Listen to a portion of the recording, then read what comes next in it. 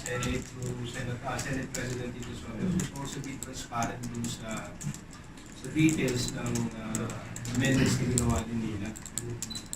Ayaw nilang they're trying to avoid that issue. Maybe yung inyong counterpart sa Senate, tanungin ninyo. Kayo sir, yung kayo magpapon, magkaroon din sila ng breakdown. No, we're not.